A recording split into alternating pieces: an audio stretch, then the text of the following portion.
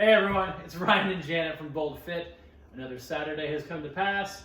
The smaller versions of ourselves are in fact around and may photobomb at any moment. But nonetheless, it's a great time to do a video. And as always, a quick shout out to Black Craft Cult for my appropriate wear around the house. Yeah, from head to toe. Including my invisible pants. Which say Unholy. Across the crotch. And hey, TMI, right? But do you like my shirt? It was a gift from Ryan from his birthday. His birthday was last weekend. So I got everybody custom t-shirts for my birthday, which honestly, they were a hit. So I'm very excited about that. All right. All right. Yeah, no. So actually, happy belated birthday. Ryan, oh no, the Viking hat's not in here.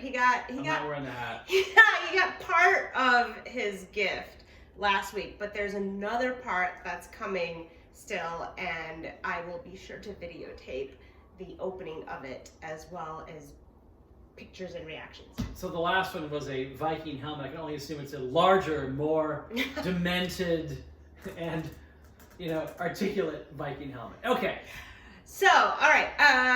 I wanted to do as an addition to your birthday message, I wanted to actually say a huge thank you to Ryan, because today Ryan coached me, which hasn't happened in quite some time. It's been a while. It has. I mean, I think we've talked about it or maybe referenced it before, but Ryan, when we were dating in college, he's the one that introduced me to the weight room and weightlifting and, giving me the proper technique and tools and confidence to go into a weight room, especially like college gym where it was all like bros and it was a little gym bro. Very packed. Yeah. But anyway, he's the one that brought me into this world back in 1999, 2000. I know, right?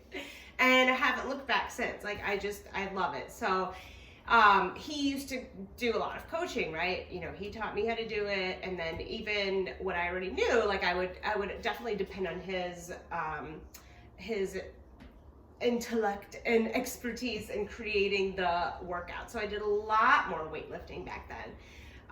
But I have been needing to make a change in my own workout regime. I'm just not seeing the kind of results that I want to, and I want to go heavier on some certain things, and Ryan's like the expert that I would go to for that. So we had do you have any particular name that you would have called today's workout, because Ryan likes to make up? Yeah, today was a little too scattershot to have an awesome name. In the past we've done things like chest apocalypse. Backocalypse on that. You can add apocalypse to any I love workout, but to be honest. What was it? The rotunda. Rotunda. Spelled R-O-W dash ton dash duh. Yeah, I like that one. I like the names. Let's be honest. It was really easy because she simply said, Ryan, I wish to get yoked. No, I never said that. I never said that. And that is definitely my special. Don't lie. So, my pleasure, nonetheless. Yeah, no, it was great. It was supersets of chest and back, so opposing muscle groups, big muscle groups. So even more exhausting. And I know we've talked about this before, but I just want to say again, reiterate the fact that through experience, this is validated as well, that people might have a certain perception of what a great workout should look like. And oftentimes that might be, I was in there, I was so sweaty, you could wring out my shirt. I yelled lightweight every set. Yeah, I just came out there puking and sweating all over the place. So in this workout, which was aiming for a heavier load, I was not very sweaty, I'm gonna say. And if you've seen me in my HIIT classes or workouts or spinning, I sweat. I'm unabashed. Can't help it, man. It just happens, right? But I was damp. I believe the expression you used was it rubbery? You're like, oh. Oh, that was later. Yeah.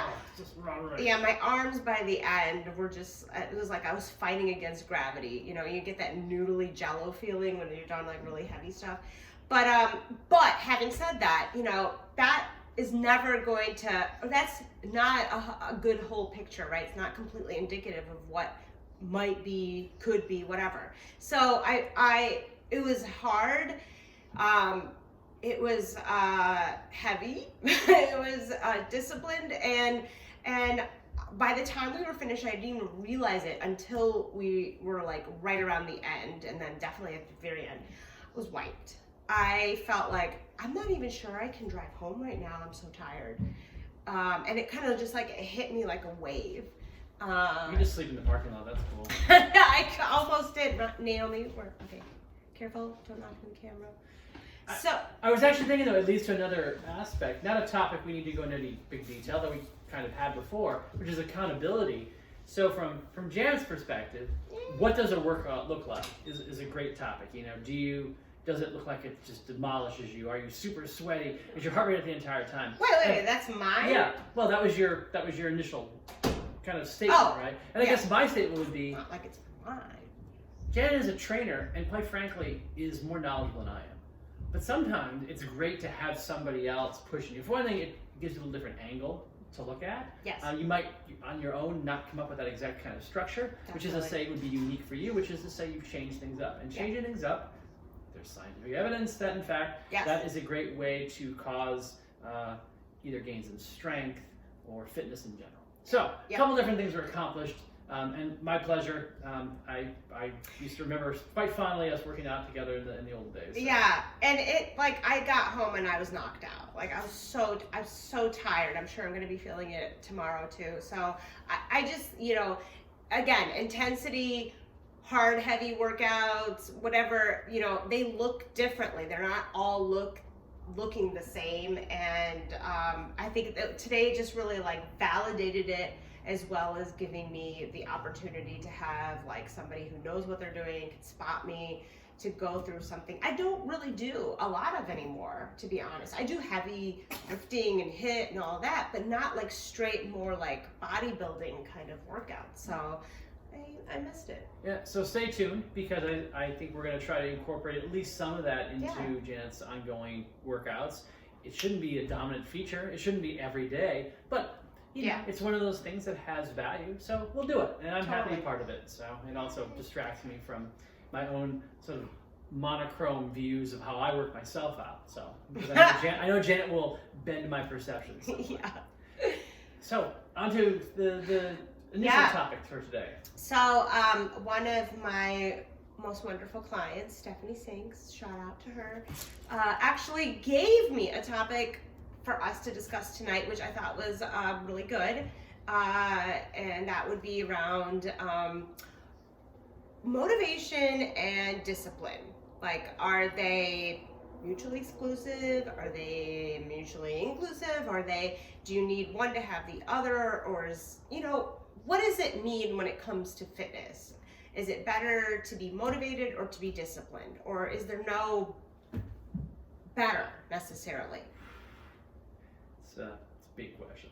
Do you want to start? I mean, I have a couple of thoughts on this. Basically, when Janet said it initially, I thought, how do I even feel about that? And I walked into the room, kind of scratched my head for a minute, and thought, okay, there's multiple aspects of this. So I went back to like studying for the certification. There's a great deal of the scope that's focused on programming for clients. And at the beginning, when you're like establishing the relationship, rapport, and even just the client's own commitment, they talk a lot about like intrinsic and external motivating factors, right? Like it's important to have both.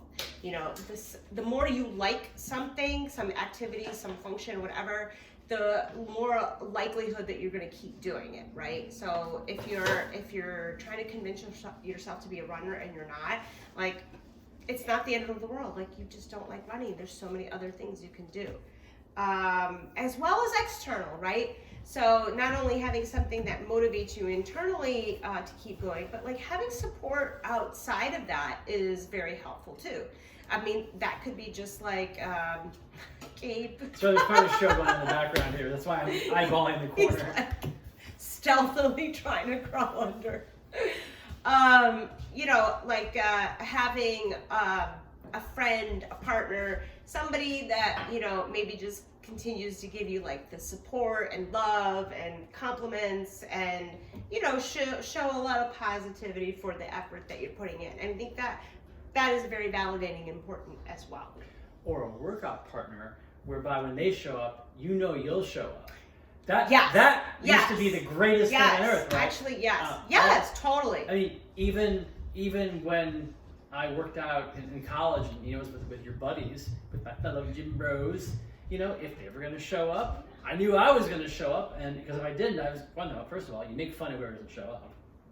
Who was your gym bro? I had two friends, both named Chris, when I was in college, and we worked out together, like, all of us probably hit the gym 5 days a week, but I saw them at least 3 of them. And it started out just the like coinciding schedules, right? Yeah. But because clearly we had similar goals, and also we're in that sort of similar fitness level, and yeah, so it worked out well. But it was funny because, yeah, if one of the 3 of us didn't show up, you made fun for like the entire workout, and then told them about it later on. But beyond that, it was also just the accountability because we motivate each other. All read magazines, you know, bodybuilding. I believe it was Flex magazine back in the day. I know. But you know, hey, that was my initial base of knowledge on this, along with working out with guys that were fairly knowledgeable themselves. Yeah. So anyway, accountability, and that was part of the motivation. Yeah. My perspective when Janet raised the question is there's pros and cons to both, and arguably you have to have both, but you can't have one dominate the other. So here's the first thing that came to mind was probably every time I've hurt myself because I just went too heavy or too hard or didn't warm up enough, that was motivation. I had a few days off more than I thought I should have. I was all fired up. I got like, I'm going to do it hard. And of course, that's a great time to get hurt because then you go through things too quickly. You're a little too adrenalized for it.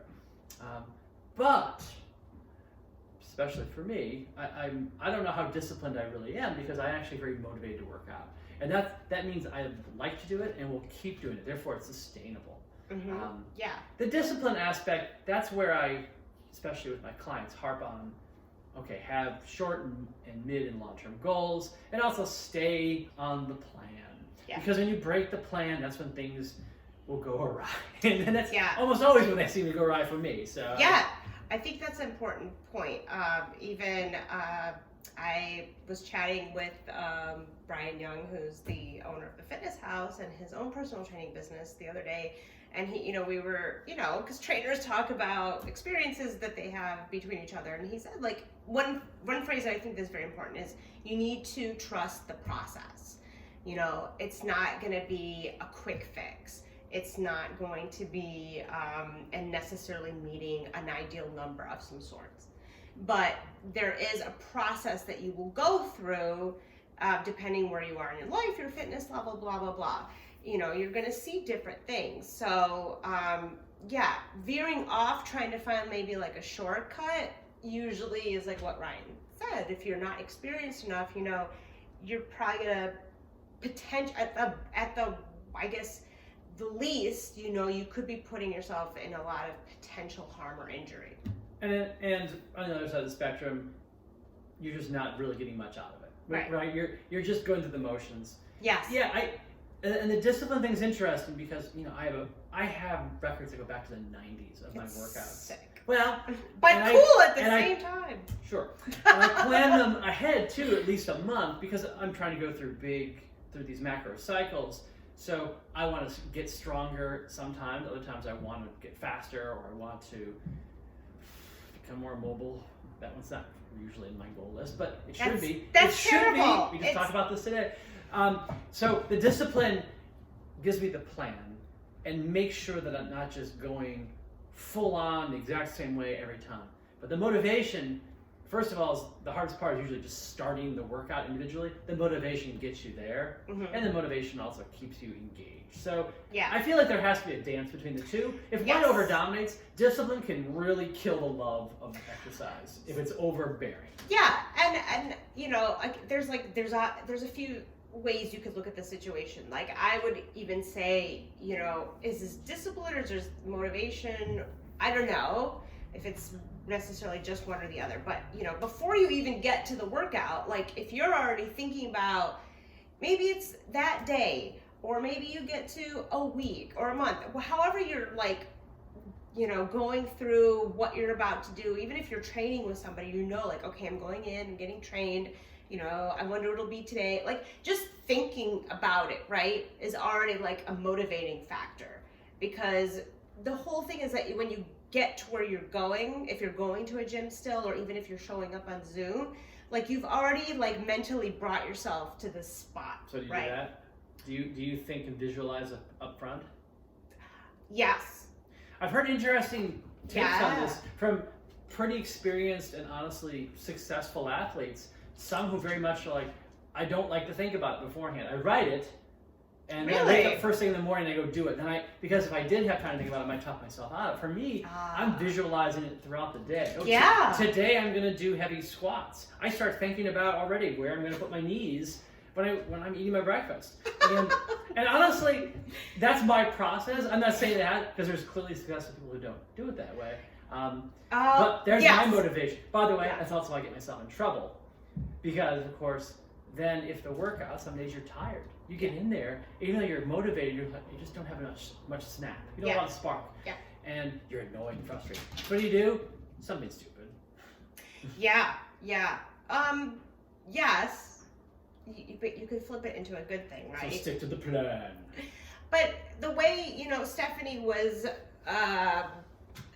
discussing it and portraying it, for her, it was, you know, she knows that she's very motivated now, and I argue, of course, she's definitely disciplined. She's a client that's been with me for some time, who's training now 3 times a week, who has made it like, I hate using the word gains, but has made it's with a Z guy.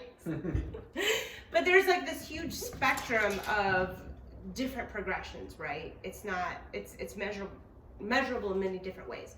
But she's saying, you know, there are certain things that, you know, mentally sometimes will still get you. Even if you've been working on something and you're making, you know, a lot of progress in that area, there's still maybe other things that you mentally have a hard time facing. And if you mentally have a hard time facing it, you're definitely going to physically react to it.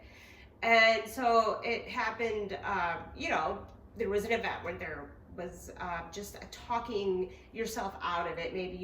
Maybe, I don't know, whatever the situation may be. You just, all of a sudden, like, I can't do it. Or whatever. And she's compared that to, you know, her spouse who, you know, who would regularly, like, it was a scheduled thing almost every day, like come home from work, grab a gym bag, go to the gym and work out and come back. Where like saying that, okay, that's real discipline. You're describing, though, something that's part of his ceremony for the day. Yes. Whereas in her case, it was more breaking her ceremony but trying to start a new one, right? I don't know if it was to start a new one. It makes a change to it, though, right? It's an alteration. There was some alteration, you know. I think it's tough sometimes. It is tough. It is tough, which is, you know, we had to discuss, like, okay, you know, when you come to a workout, it's not always going to be, you know, all out, right? I mean, you shouldn't have every workout be like that. It should be varied. There should be those and others in different degrees. But don't think that, you know, just because you have a day where it's not as balls out, that's somehow shaming or defeating, right? We've talked about bad workouts before. Yeah. And beyond that, even just having on purpose a more remedial or recovery workout, or I like to think of it as mini clinics where I'm going through specific, you know, almost learning exercises, but a great diminished amount of effort, which I really like. Yeah, I think that's important. I will say I completely sympathize with people who can talk themselves out of working out. Honestly, look, I ran the naked mile 3 times. I can talk myself into anything if give me enough time to the naked Okay. mile, Ryan? Oh, back in the day. Our audience may not know. Back in the day. Back in the day. That's a different video. So anyway, the honest truth is that is probably where discipline and motivation need to be hand in hand, because the days when you try to talk yourself out of it, it's in the plan. Mm-hmm. You kind of rationalize that you still need to do it because you know afterward if you don't, you're gonna feel, it's gonna feel lousy. You're gonna be maybe sad that you didn't work Your out. headspace. Feel like you missed it. Yeah, you didn't get your headspace that you usually have, and it's good to have. That's again why I like having a plan. Plans aren't sacrosanct, but they have to at least speak to your goals and your purpose, and thereby your safety, to keep going. Mm-hmm. So from my perspective, I have goals for the next month, for the summer, whatever. I have the way I want to approach that thoughtfully, and honestly, to do it in a way that I don't get injured, so I can keep doing it. And that's, that requires a little bit of finesse, and sometimes a little bit of talking myself out of. The joke on a lot of powerlifting media is, the sort of go by the plan, go for a new max. Go by the plan, go for a new max. And honestly, the adrenaline is sometimes hard to turn down. But it breaks the plan, which means you probably actually will get more out of it in the long run. You might, you want to really push your numbers? Just find a plan that gets you there safely. Don't blow it too early. That is the best way to peak too early or to hurt yourself, or both. To do a lot of the 1 rep max kind of. Well, and to not plan them. So there's actually a fair amount of evidence now. I can't quote the citation off the top of my head of why most people should occasionally try to do something fairly heavy relative to what they're able to do with a given movement. Yeah, that's appropriate. But there's also plenty of evidence anecdotally, and I'd love to think there's someone working on this, to not do it too often. Because there definitely is. Because the payoff of doing it occasionally and with a plan is significant. Yes. But the risk of doing it too often is also very significant. And definitely. Big surprise that a number of largely men, because we want to bench press all the bloody time, have chronic shoulder issues that trouble them, much of their lives. And it's I don't know. I mean, nobody in the room like that. Yeah. I think that it differs, right? There's that motivation maybe on some level for people, but that's not across the board that way. I feel like sometimes now it's there's a lot of focus on how much you can pack in a really short amount of time too, right? Ooh, but isn't that to some degree also where having a plan can really have intense benefits for you? Because clearly you can accomplish a lot if the time is well spent. Yes. With the whole work smarter, not harder thing, there's a lot of I almost would argue that you really shouldn't not plan it. You almost have to plan it because of the amount of intensity that's required for certain activities to be effective by their name. Then you have to do what's the prescribed effort, and then your body has to recover. And if your body doesn't get that enough recovery, then you're not going to be able to do whatever. You're setting yourself up for, at a minimum, not feeling very well and lowered performance, both in the gym and also outside the gym, honestly. Tired, feel hazy and dumb and maybe achy. Yeah. I mean, and that's the low end of what can happen. Right. So, I think that I know it's easy to just go into something and just be like, okay, I'm here. I know what I know. I'm going to do what I do. Maybe I'll look at somebody and I'll kind of get an idea of doing some other things, or at least this was very pre-COVID gym kind of thing. But the idea, and maybe you're, in a lot of ways, you're like a newbie. I don't know where to start. I don't know what to be thinking about ahead of time. and that where it might be beneficial to see if you could have a consultation with somebody who, maybe like half an hour with a personal trainer, just kind of describing things around the place, or meeting or talking or Zooming, whatever, with somebody about that. And then, if you're trying to kind of figure things out on your own, like I would go to reputable resources to say, this is the kind of training you would do. How do you know it's a reputable resource?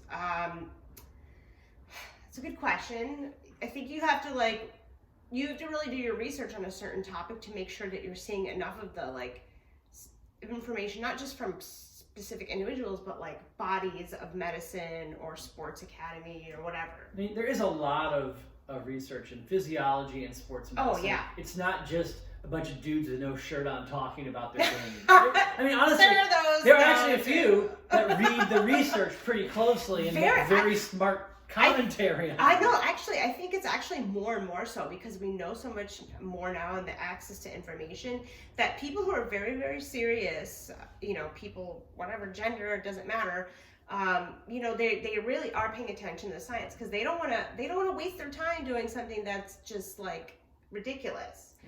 Yeah. I think there is a lot more attention to that, but it's important to, again, coming back to trusting the process. If you are anxious to say, build strength and maybe even go a little bit into more hypertrophy, and it's hard to gain that strength for whatever reasons, right? Don't think that it's safe or good. I wouldn't suggest it being a safe or a good idea to go in, maybe see what some other people are doing as movements, and then pick up the heaviest piece of equipment that you can tolerate and do the same thing. It's only going to put you in more potential harm and danger. And this goes back to what we talked about the other week where, I'm not going to put somebody into some situation with heavy weights if they don't know how to do the movement pattern and recruitment correctly, because why would you do that? Practice the movement and build up. And I'll steal the powerlifting mentality of this. It is a brick by brick maneuver. Yeah.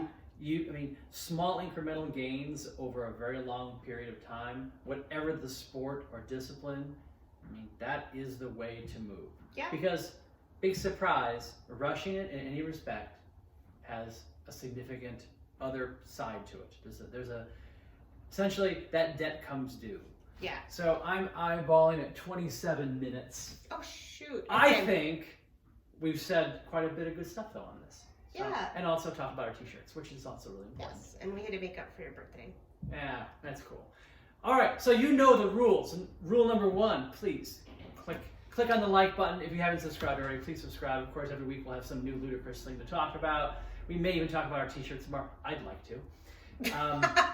Okay. Also, if you have any topics you want to bring up, want us to talk about, any questions you want us to answer, and honestly, even if it's a question we don't know the answer to, which there's plenty, we'd be happy to look it up, discuss, and have a thoughtful discussion.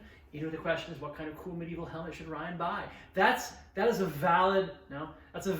That would be an out of scope question, Ryan. Sure would. But, thanks, Stephanie. It was a really good topic and a good conversation about it. Thank you. In the meantime, thank you from Ryan and Janet at BoldFit, and take care of yourselves out there. Ron Burgundy, man.